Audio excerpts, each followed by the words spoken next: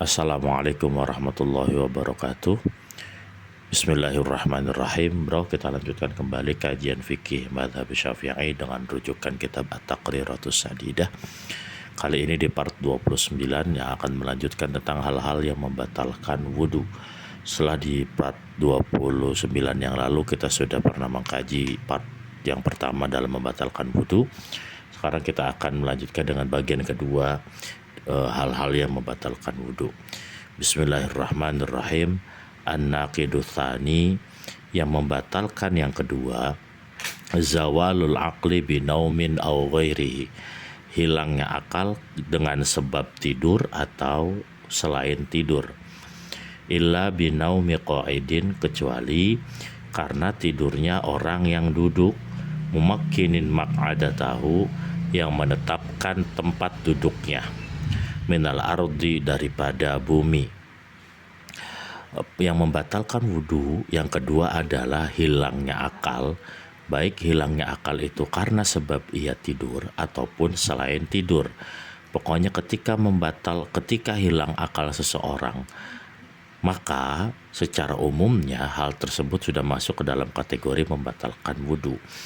Akan tetapi orang yang tidur, yang hilang akal karena tidur itu bisa jadi tidak batal ketika dalam satu keadaan, yaitu ketika tidurnya menetapkan pantatnya atau menetapkan tempat tidurnya.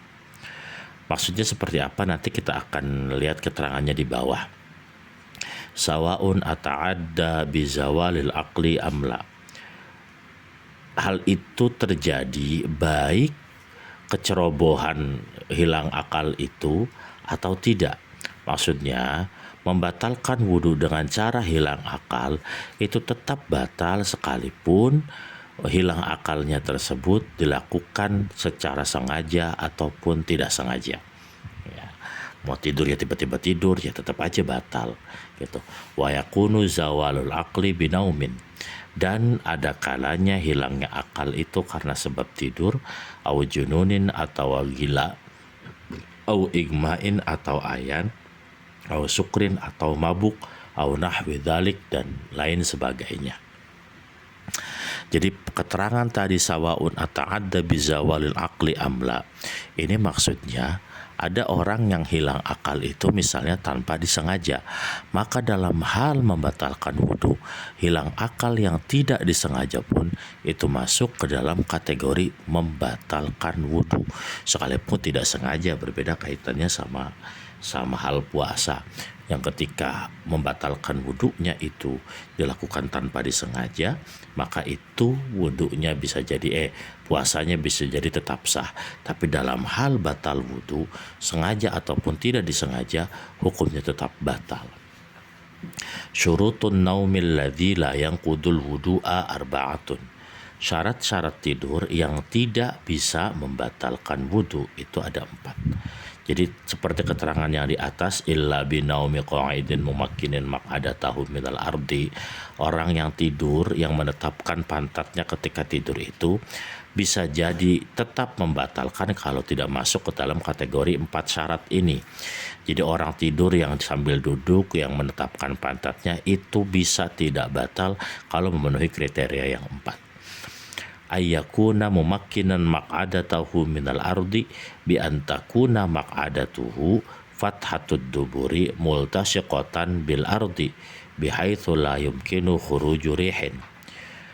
Orang itu menetapkan tempat tidurnya atau pantatnya itu di bumi, sekira-kira pantatnya itu atau bundelan dubur yang bulat-bulatan pantat itu multasyiqatan bil ardi, nempel ke bumi, bihaitsu la yumkinu khuruju rihin, kira-kira tidak keluar angin atau tidak keluar kentut dari pantat tersebut. Jadi orang bisa masuk dalam kategori tidak membatalkan wudhu karena tidur kalau tidurnya itu pantatnya yang bulat-bulat pantatnya itu nempel ke bumi. Terus dikira-kira dengan nempelnya pantat seseorang tersebut ke bumi ketika tidur itu tidak dimungkinkan adanya keluar angin atau kentut. Kalau orang tersebut yakin ketika duduk kemudian dia tidur, pantatnya nempel dan tidak mungkin ada angin yang keluar dari duburnya, maka itu sudah masuk dalam kategori yang pertama. Tidurnya hilang akalnya karena tidur, tidak membatalkan wudhu. Berbeda kalau tidurnya itu misalnya kakinya atau dengkulnya ditempelin, ya dengkulnya ditempelin ke setengah berdiri begitu, dengkulnya diangkat, terus pantatnya nggak nempel seutuhnya, nggak nempel semuanya ke bumi. Nah itu baru tidak bisa masuk ke dalam kategori yang pertama. Ayyakuna mu'tadilal khilqati ay laisa mufriton fil badanati wala fin nuhuli. Hendaknya orang yang tidur tersebut mu'tadilal khilqati, tubuhnya itu sedang, laisa mufriton fil badanati wala fin nuhuli, badannya itu tidak gemuk keterlaluan dan tidak terlalu kurus.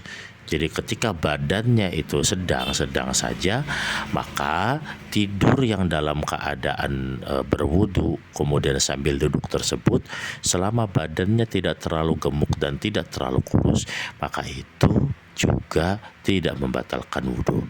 Itu adalah syarat yang kedua dari tidur sambil duduk yang tidak membatalkan wudhu. Makanya kalau tidur sambil celentang atau tidur sambil tengkurap itu berpotensi sekali untuk adanya keluar angin ketika tidur. Makanya bisa jadi dalam keadaan tidur tersebut ada angin atau ada kentut yang keluar.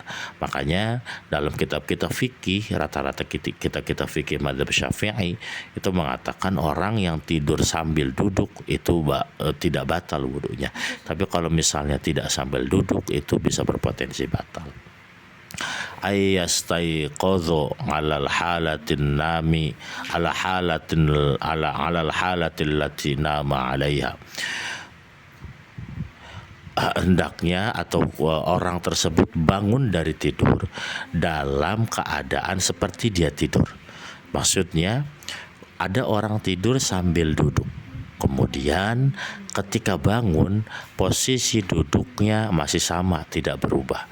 Nah, kalau posisi duduknya masih sama, tidak berubah seperti dia pertama kali tidur dengan keadaan duduk, maka tidurnya tidak membatalkan wudhu.